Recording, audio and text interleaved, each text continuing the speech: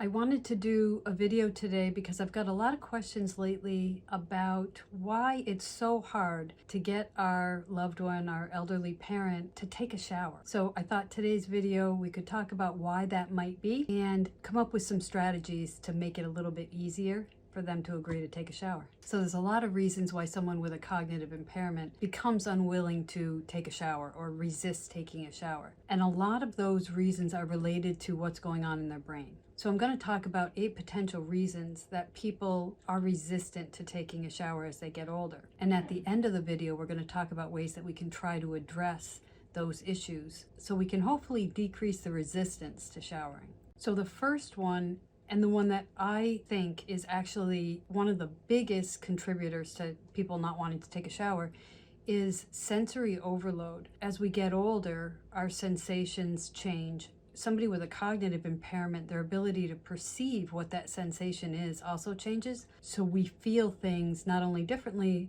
but increased in a lot of cases. So when we think about it in terms of a shower, so the sound of the running water could feel really loud, and because of a memory issue can feel like I don't really know what that is, and uncertainty is one of the biggest things that causes fear in all of us. And then there's a sensation of the water on our skin that can feel totally alien to us. And then the third thing related to the sensory input is that the temperature of the water might be uncomfortable. Most of us know that as we get older, we definitely like things warmer, and that includes the temperature of the water that we're going to take a shower in. The second contributing factor is, we're just going to call it cognitive changes. So they may forget actually what the purpose of taking a shower is. They might forget what a shower is for, what the purpose of it is for.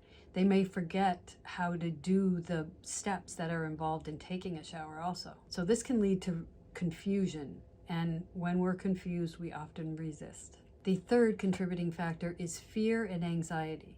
One of the changes in the brain that happens with dementia is that we misinterpret our environment.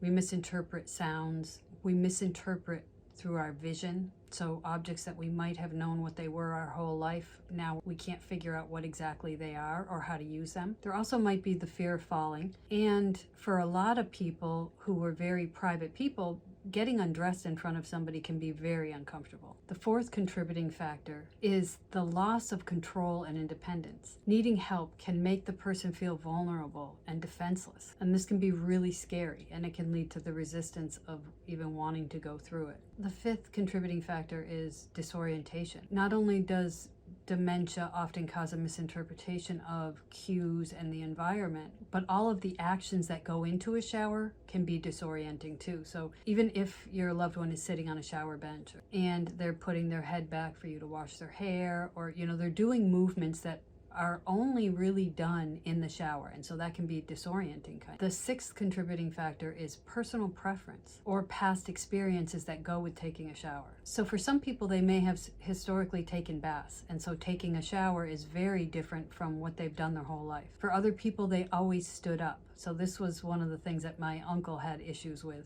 We kept putting the bench into the shower, and he kept taking it out and hiding it because he had always taken a shower standing up. So it was very hard to get him to change his habits. The seventh contributing factor is discomfort or pain. And because there's often challenges with verbalizing or even understanding what it is that they're feeling, we kind of have to be detectives and try to figure out what they might be feeling. Is there anything that might be causing them pain? They might be feeling pain or discomfort, but they can't communicate it effectively. So the eighth contributing factor is actual painful joints or muscles.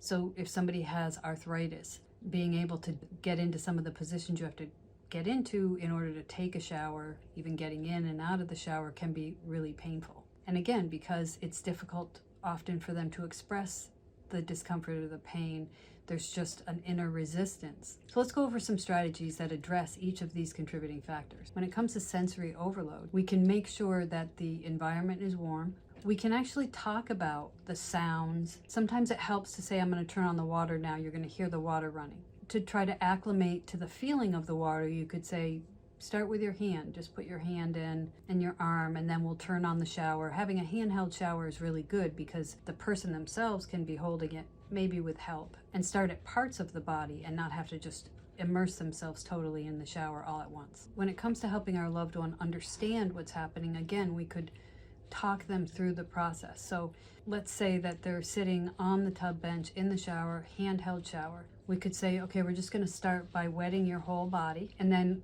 I'm going to have you tip your head back, and we're going to wash your hair, and then I'm going to give you the washcloth, and you're going to wash your face, and kind of go through the whole process, being aware to go just one step at a time. If we lay out the whole process, they're not going to remember the whole process.